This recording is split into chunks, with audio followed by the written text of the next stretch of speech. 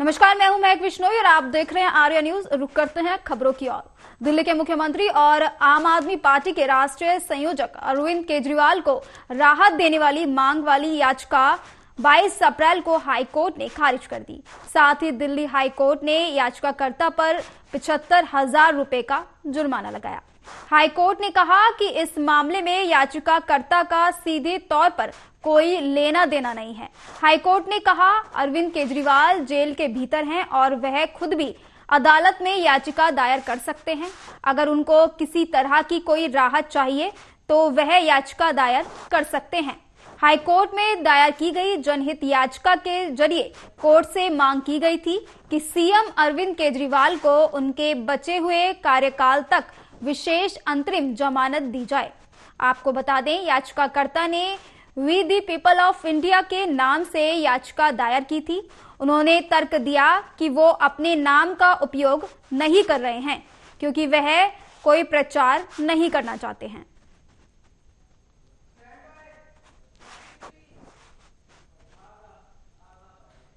अलीगढ़ में एक रैली को संबोधित करते हुए प्रधानमंत्री नरेंद्र मोदी ने कहा कि कांग्रेस, समाजवादी पार्टी जैसी भ्रष्ट पार्टियों ने कभी आपके परेशानियों की परवाह नहीं की। गरीब का राशन बिचौलिए ही लूट लेते थे। साथ ही विपक्ष पर निशाना साधते हुए कहा कि इंडी गठबंधन वाले इतनी निराशा में डूबे हुए हैं कि भविष्य की ओर देखने के लिए उनमें हौसला ही नहीं रहा। ये लोग जनता के साथ सिर्फ और सिर्फ छलावा करते रहे।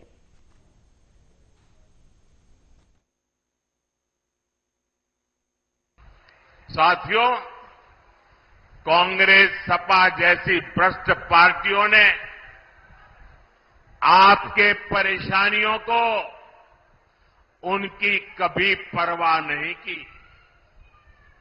गरीब को पैसे देकर भी पूरा राशन नहीं मिलता था, बिचौलिए ही लूट लेते थे। आज अलीगढ़ और हाथरस के लाखों साथियों को मुफ्त राशन मिल रहा है। इतना ही नहीं, पूरा राशन मिल रहा है। साथियों, ये इंडी गठबंधन वाले इतनी निराशा में डूबे लोग हैं कि भविष्य की ओर देखने के लिए हौसला ही नहीं रहा। ये कहते हैं कि मोदी विकसित भारत की बात क्यों करता है। ये कहते हैं मोदी भारत को तीसरी बड़ी आर्थिक ताकत बनाने की बात क्यों करता है। ये लोग अपने परिवार और सत्ता के लोभ के अलावा कुछ नहीं करते और जनता से छलावा करते रहते। और जो लोग योगी जी की पहचान सिर्फ बुलडोजर से करते रहते हैं, मैं उनकी जरा आंखें खोलना चाहता हूं। उनकी आंखें खोलना चाहता हूं। उत्तर प्रदेश में आजादी के बाद जितना औद्योगिक विकास नहीं हुआ वो अकेले योगी जी के कालखंड में हुआ है। वन डिस्ट्रिक्ट वन प्रोडक्ट का उनका मिशन आज पूरे देश में नई इज्जत बना रहा है। आपने सिर्फ बुलडोजर की बातें कही। अगर विकास को नई ऊंचाइयों पर कोई ले गया है तो योगी जी की सरकार ले गई है। और काशी के सांसद के नाते, मैं उत्तर प्रदेश का सांसद हूं, ये मेरे भी माननीय मुख्यमंत्री है, मैं गर्व अनुभव करता हूं कि मेरे पास ऐसे लोकसभा चुनाव 2024 को लेकर राजनीतिक दलों की ओर से प्रचार अभियान जोरों शोरों से जारी है। विभिन्न पार्टियां और राजनेता अलग अलग तरीके से राजनीतिक दलों को लुभाने में लगे हुए हैं। इसी कड़ी में कांग्रेस के सीनियर नेता शशि थरूर प्रचार के दौरान डांस करते नजर आए। वह तिरुवनंतपुरम लोकसभा सीट से कांग्रेस के उम्मीदवार हैं। उन्हें इस निर्वाचन क्षेत्र में प्रचार के दौरान अपने समर्थकों के साथ नृत्य करते देखा गया।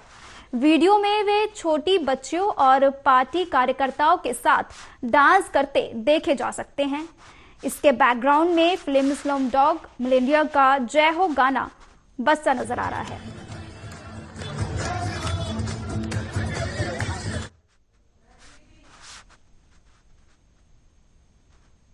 छत्तीसगढ़ के दुर्ग में एक जनसभा को संबोधित करते हुए बीजेपी राष्ट्रीय अध्यक्ष जेपी नड्डा ने कहा, पीएम ने तय किया है कि प्रधानमंत्री किसान सम्मान निधि और आपके 6,000 रुपए जोड़कर अगले 5 साल तक किसान सम्मान निधि चलती रहेगी। इसी तरह गरीब कल्याण अन्न योजना चलता रहेगा और 3 करोड़ दीदी को हम लखपति दीदी बनाएंगे।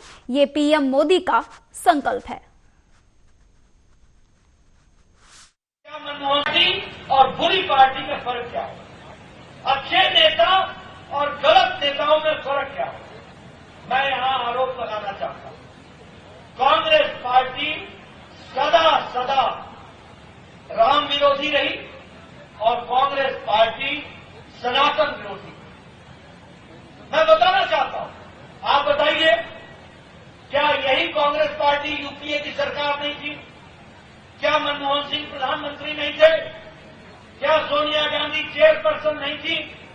जब आपने कोर्ट में एफिडेविट दिया कि राम काल्पनिक है, राम का कोई ऐतिहासिक वजूद नहीं है, एफिडेविट दिया था आपने कि राम काल्पनिक है, राम का कोई ऐतिहासिक वजूद नहीं है, और सेतु के विषय पर आपने भारत के पक्ष को रखने से आपने उसको डाइल्यूट किया था।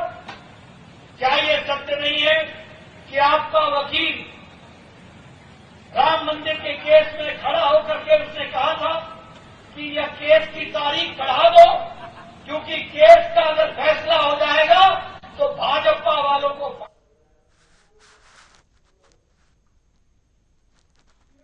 समाजवादी पार्टी ने एक और सूची जारी की है। इस सूची में 2 प्रत्याशियों के नाम की घोषणा की गई है। पार्टी ने कन्नौज से तेज प्रताप यादव और बलिया से सनातन पांडे को उम्मीदवार बनाया है। कन्नौज सीट को लेकर बहुत दिनों से समाजवादी पार्टी में असमंजस की स्थिति थी और कहा जा रहा था कि खुद सपा मुखिया अखिलेश यादव इस सीट से चुनाव लड़ सकते हैं। हालांकि अब क्लियर हो गया है कि अखिलेश फिलहाल कन्नौज से लोकसभा चुनाव नहीं लड़ेंगे। आपको बता दें कि तेज प्रताप यादव मैनपुरी से सांसद रह चुके हैं। 2014 में मुलायम सिंह यादव ने मैनपुरी सीट छोड़ दी थी। वहीं उपचुनाव में सपा ने तेज प्रताप यादव को मैदान में उतारा था। इसके बाद उन्होंने मैनपुरी सीट छोड़ दी थी, जिस पर हुए उपचुनाव में सपा ने तेज प्रताप को मैदान में उतार दिया था और वो पहली बार लोकसभा चुनाव में जीत दर्ज कर संसद पहुंचे थे। तेज प्रताप यादव बिहार के पूर्व मुख्यमंत्री और राजद प्रमुख लालू यादव के दामाद हैं।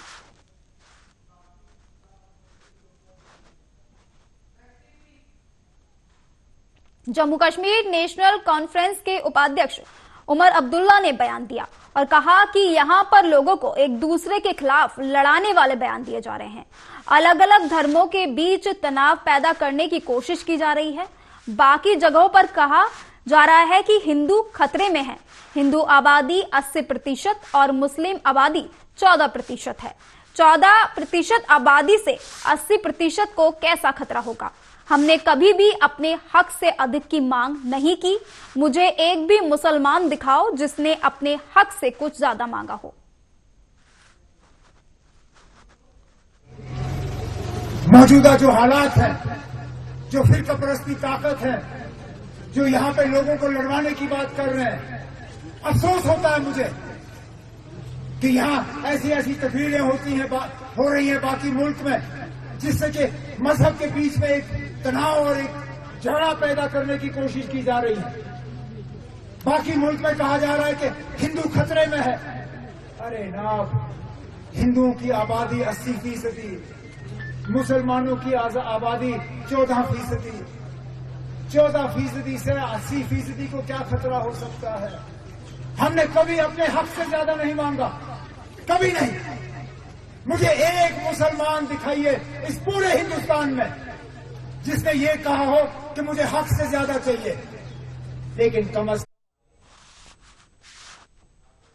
और पंजाब के बठिंडा में पिछले 15 महीनों से मान भत्ते की प्रतीक्षा कर रही आंगनवाड़ी वर्कर्स और हेल्परों द्वारा डिप्टी कमिश्नर दफ्तर का मुख्य गेट रोकते हुए खाली बर्तन खड़े कर प्रदर्शन किया गया। प्रदर्शनकारियों का कहना था कि सरकार द्वारा पिछले 15 महीनों में मान भत्ता न दिए जाने के कारण उनके घर में खाना बनाने के लिए भी पैसे नहीं हैं, जिसके कारण उनको खाली बर्तन लेकर प्रदर्शन करना पड़ रहा है। लेकिन डिप्टी कमिश्नर दफ्तर द्वारा उनकी कोई सुनवाई नहीं हो रही, जिसके कारण मजबूरन उनके द्वारा मुख्य गेट पर चढ़कर सरकार और डिप्टी कमिश्नर के खिलाफ जोरदार प्रदर्शन किया गया। उन्होंने कहा कि आखिर आंगनवाड़ी वर्कर और हेल्पर जिनको पिछले 15 महीने से मान भत्ता नहीं मिला, अपने घर का गुजारा किस तरह करें। बार बार मीटिंग होने के बावजूद वह पाई पाई के मोहताज हो चुके हैं, लेकिन सरकार के कान पर जू नहीं रेंगती, जिसके चलते उनके द्वारा लोकसभा चुनाव का बॉयकॉट करने का ऐलान किया गया। लगातार साडे धरने लग रहे हैं इत्थे क्योंकि 14 महीने तो सानू पंजाब सरकार ने मान भत्ता नहीं दिता। कदों तक असीं बिना मान भत्ते दे काम करांगे। इस करके असीं अपने सेंटरां 'च ताले लगा के असीं इत्थे बैठे आ बाहर दफ्तर दे भी जदों तक साडी तनख्वाहां नहीं आवेंगी असीं अपने सेंटरां 'च वापस नहीं जावांगे। अज सवेरे असीं इत्थे बैठे आ, धरना ला रहे हैं, थाली खड़का रहे हैं, नारे लगा रहे हैं सरकार के खिलाफ, पर किसी भी नुमाइंदे ने आके ये नहीं देखा भी इत्थे हैल्पर ते वर्करां क्यों खड़ियां ते साडा अज धरने दा लगातारता दा 6वां दिन है जी। 14 महीने हो गए जी साडे बठिंडे ब्लाक नूं जो पंजाब सरकार वालों मान भत्ता दिता जांदा सी वो बिल्कुल ही बंद किया गया जी, बिल्कुल भी नहीं दे रहे। जिस दे संबंध विच असीं सीएम साहब नूं भी मिल चुके हैं, डायरैक्टर मैडम नाल भी मीटिंग हो चुकी है ते पीओ मैडम ते सीडीपीओ मैडम नूं तां सानू गिनती भी नहीं याद भी किन्ने वार असीं मंग पत्र दे चुके हैं। ਤਾਂ ਹੁਣ ਅਸੀਂ 1 ਤਰੀਕ ਨੂੰ ਇਹਨਾਂ ਨੂੰ ਮੰਗ ਪੱਤਰ ਦਿੱਤਾ ਸੀ ਵੀ ਜੇ ਸਾਡਾ 15 ਦਿਨਾਂ ਦੇ ਵਿੱਚ ਮਸਲਾ ਹੱਲ ਨਹੀਂ ਹੁੰਦਾ ਤਾਂ ਅਸੀਂ ਲਗਾਤਾਰ ਧਰਨਾ ਸ਼ੁਰੂ ਕਰਾਂਗੇ। ਤੇ 15 ਦਿਨਾਂ ਦੇ ਵਿੱਚ ਇਹਨਾਂ ਤੇ ਕੋਈ ਕੰਨ ਤੇ ਜੂ ਨਹੀਂ ਸਰਕੀ ਤਾਂ 16 ਤਰੀਕ ਤੋਂ ਸਾਡਾ ਲਗਾਤਾਰ ਧਰਨਾ ਜਾਰੀ ਹੈ ਜੀ। ਤੇ ਸਾਡਾ ਅੱਜ ਧਰਨੇ ਦਾ ਲਗਾਤਾਰਤਾ ਦਾ 6ਵਾਂ ਦਿਨ ਹੈ। और सिविल सेवा परीक्षा यूपीएससी में ऑल इंडिया प्रथम रैंक हासिल कर नाम रोशन करने वाले आदित्य श्रीवास्तव अपने गृह जनपद राजधानी लखनऊ पहुंचे। चौधरी चरण सिंह इंटरनेशनल एयरपोर्ट पर आदित्य का भव्य स्वागत किया गया। कड़ी मेहनत और लगन से देश में राजधानी लखनऊ का मान बढ़ाने वाले आदित्य श्रीवास्तव की शुरुआती शिक्षा सिटी मॉन्टेसरी स्कूल में हुई। देश की सबसे कठिन परीक्षा में प्रथम रैंक हासिल करने वाले लखनऊ के आदित्य श्रीवास्तव की जर्नी कई बाधाओं और चुनौतियों से भरी रही, लेकिन उनके दृढ़ संकल्प और आत्मविश्वास ने उन्हें चुनौतियों से लड़ने की हिम्मत दी। धैर्य के साथ चलते हुए आखिरकार आदित्य ने कठिन लक्ष्य को हासिल कर ही लिया। आदित्य को यह सफलता कड़ी मेहनत, प्रभावी टाइम मैनेजमेंट और पॉजिटिव सोच के बल पर प्राप्त हुई।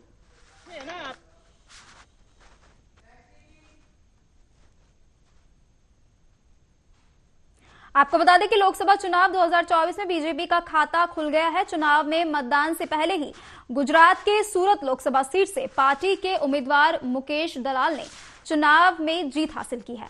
दरअसल सूरत की सीट पर कांग्रेस उम्मीदवार नीलेश कुंभाड़ी का नामांकन निरस्त होने के बाद ऐसा संभव हुआ।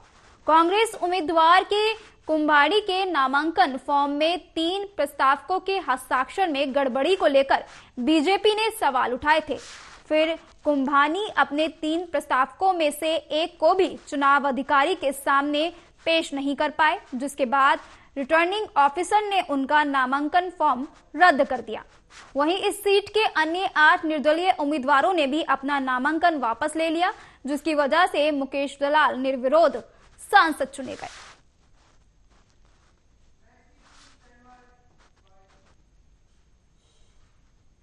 आपको बता दें कि मध्य प्रदेश में लोकसभा चुनाव के अगले चरण के लिए दोनों दलों के दिग्गज चुनावी दौरे पर हैं। सभी सीटों पर जीत का जोश इतना है कि नेता अपने स्वास्थ्य का ख्याल नहीं रख रहे हैं। कल कांग्रेस नेता राहुल गांधी की तबीयत बिगड़ गई, जिसके बाद उनका मध्य प्रदेश दौरा रद्द हो गया। वहीं आज मंत्री कैलाश विजयवर्गीय ने भी बताया कि उनका स्वास्थ्य ठीक नहीं है, लेकिन इस दौरान उन्होंने इस सवाल का कुछ अलग अंदाज में जवाब दिया, जिसे सुनकर हर कोई हैरान है।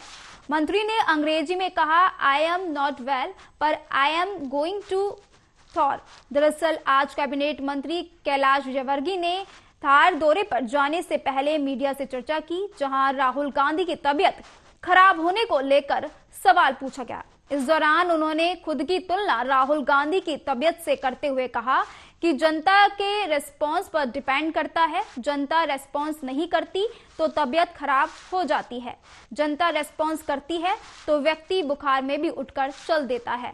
मेरी आवाज से लग रहा होगा आई एम नॉट वेल पर I am going to Thar, मैं ठीक नहीं हूं लेकिन मैं थार जा रहा हूं। यह बोलकर कैलाश विजयवर्गीय थार के लिए रवाना हो गए। देखिए, मैंने पहले ही 8 लाख का लक्ष्य दिया इंदौर में और विधानसभा हम 1 लाख से ऊपर से जीतेंगे। अब 1 लाख से ऊपर कितना होता है, 1.5 भी हो सकता है, 2 भी हो सकता है, इसलिए 1 लाख से तो ऊपर से हम जीतेंगे ही। और पूरे दतिया पुलिस अधीक्षक वीरेंद्र कुमार मिश्रा के निर्देश पर लोकसभा चुनाव को देखते हुए ग्वालियर झांसी हाईवे स्थित चिरोला में बनाए गए अंतर्राज्यीय नाके से पुलिस और एसएसटी टीम ने 2,20,000 रुपए जब्त किए हैं। कार झांसी से आ रही थी। नाके पर कार को रोककर तलाशी ली गई तो कार के अंदर नकदी मिली। पुलिस ने जब कार चालक से नकदी के संबंध में पूछताछ की तो कार सवार कोई संतोषजनक जवाब नहीं दे पाए और न ही नकदी से संबंधित कोई दस्तावेज पेश कर पाए। जानकारी के अनुसार चिरुला थाना प्रभारी नितिन ने बताया कि रविवार को आगामी लोकसभा चुनाव 2024 को देखते हुए झांसी दतिया बॉर्डर अंतर्राज्यीय नाका चिरुला पर वाहन चेकिंग चल रही थी। तभी एक एक्सयूवी 500 कार क्रमांक MP 07 CF 8122 को रोककर चेक किया गया। चालक का नाम पता पूछा तो उसने अपना नाम शैलेश पुत्र ओम प्रकाश बताया। पुलिस ने कार नकदी जब्त कर आगे की कार्रवाई शुरू कर दी है।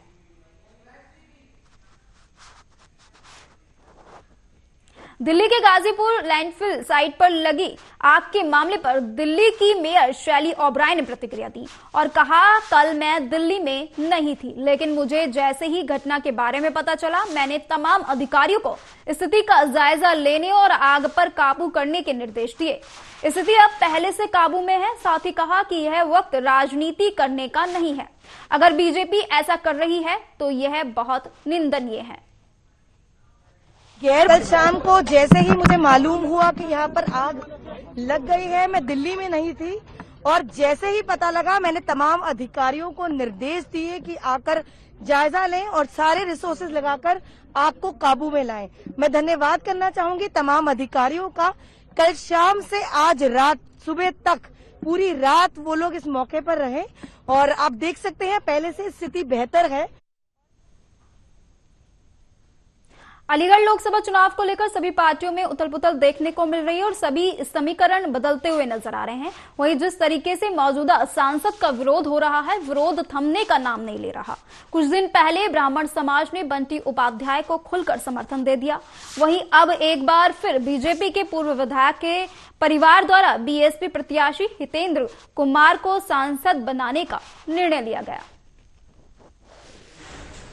अपने पिता के आदेशानुसार पूर्व सांसद सतीश गौतम का विरोध करते हुए मेरा परिवार पूरे तरीके से बंटी भैया के साथ है और उसी आदेश का मैं पालन करते हुए पूरा समर्थन अपने परिवार का बंटी भैया को देता हूँ। देखिए, नवमान परिवार मेरा सदैव से मेरा ऐतिहासिक रहा है। हम सब लोगों में आपस में पारिवारिक संबंध है। मैंने पहले ही कहा था कि ये जो भाजपा का प्रत्याशी है इसकी समझ में ही नहीं आएगा कि इनको मेरे परिवार के बारे में जानकारी नहीं थी। मैं यहीं पैदा हुआ हूँ, यहीं पला बड़ा हूँ, तो मेरा चौस और पूरे समाज में एक तरफा मुझे समर्थन मिल रहा है। आज उसी कड़ी में भैया ने कहा, क्यों भाई अभी तक तो हमारे पास तो आया ना, हमारा समर्थन कब ले? मैंने भैया यूपी सरकार के कैबिनेट मंत्री संजय निषाद पर हमला करने वाले 4 आरोपियों को गिरफ्तार कर लिया गया है। अन्य आरोपी फरार हैं और पुलिस उनकी तलाश कर रही है। मंत्री पर हमला करने वाले प्रधान समेत 8 लोगों के खिलाफ केस दर्ज कर लिया गया है। संजय निषाद रविवार रात एक शादी समारोह में गए थे, जहां किसी बात को लेकर गांव के लोगों से उनकी बहस हो गई। इसके बाद प्रधान समेत कई लोगों ने उनके ऊपर हमला बोल दिया। हमले में निषाद की नाक पर चोट आई और उससे खून बहने लगा। इसके बाद उनके समर्थकों ने उन्हें अस्पताल पहुंचाया और कार्रवाई की मांग करते हुए पुलिस चौकी के सामने बैठ गए। संजय निषाद ने समाजवादी पार्टी के समर्थकों पर हमले का आरोप लगाया। पुलिस ने इस मामले में हत्या के प्रयास का मुकदमा दर्ज किया है।